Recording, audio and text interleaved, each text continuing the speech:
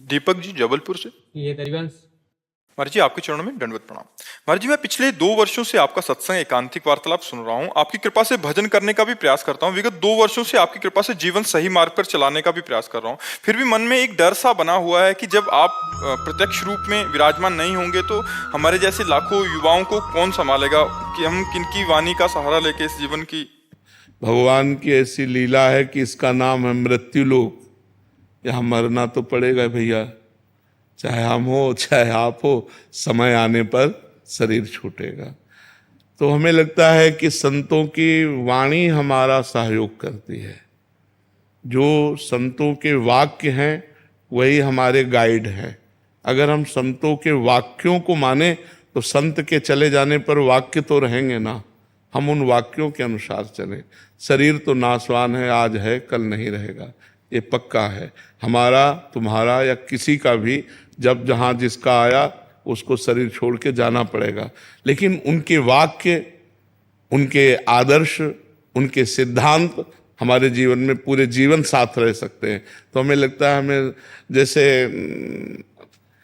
हम बचपन से भगवान के मार्ग में चले ना, तो हमारा थोड़ा तार्किक दिमाग था इसलिए कह रहा हूं कि पहले, अब तो श्रद्धा से संपन्न हो गया क्योंकि प्रिया प्रीतम की उपासना। पहले सन्यास मार्ग में तो बच्चापन से हमारा तार्किक दिमाग था। किसी व्यक्ति का सानिध्य स्वीकार करना हमारे स्वभाव में नहीं था। दूर से उसका परीक्षण करना, अगर लग रहा है कि हमें है तो फिर तो हम आदर्श किसको माने, तो पूज्यपाद उड़िया बाबा की वाणी, उसको हम जीवन भर अपने पास रखा है। आज भी हमारे पास विराजमान है, जीवन भर पास रखा है।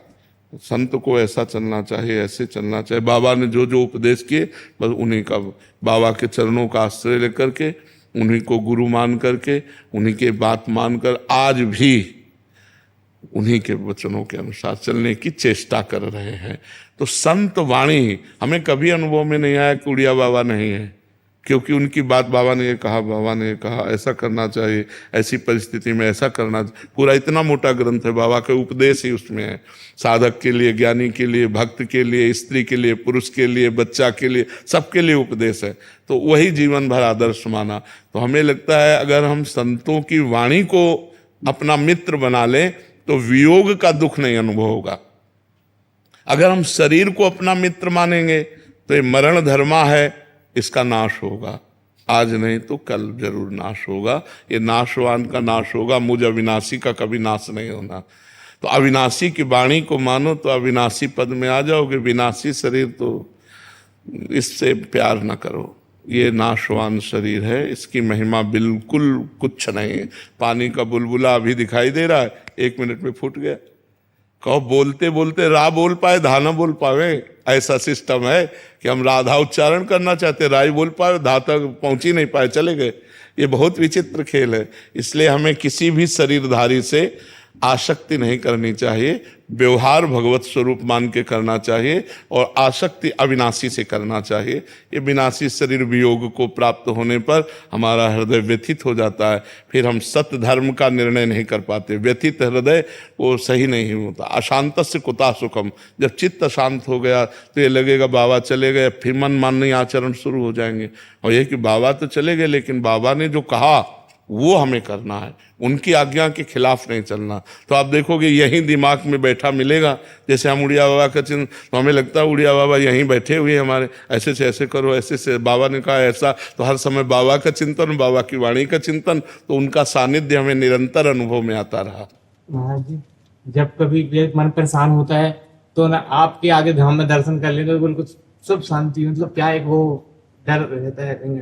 हाँ, ये अब इसमें हमारा भी बस नहीं कि हम बने रहे। अब वो भगवान के बल से चल रहे हैं। भगवान का एक आध्यात्मिक बल है, उसी आध्यात्मिक बल से भगवान चला रहे हैं। नहीं तो जो शरीर की हालत है, जो किडनी की हालत है, बिल्कुल वो क्रिया रहित हो चुकी है, बिल्कुल क्रिया रहित है। पर हमको आपको सही बताया बच्चा, बिल्कुल कोई कष्ट नहीं। शारीरिक कष्ट होने पर भी हमारे मन में प्रसन्नता रहती है, हमारा मन आनंदित रहता है। अच्छा, मरने का भय इसलिए नहीं है कि हमें जाना है अपने प्रभु के पास, तो भय तब हो जब इससे हमने राग नहीं किया, प्रभु से प्यार किया, तो ये आज छूट जाए चाहे 100 वर्ष बाद छूटे, प्रभु के पास ही जाना है। जितने दिन उनको सेवा लेनी ले लें। हम न रहेंगे पर हमारा वचन रहेगा, हमारे भगवान आपके साथ रहेंगे, ये बात मानना। शरीर तो नाशवान, शरीर तो जाएगा।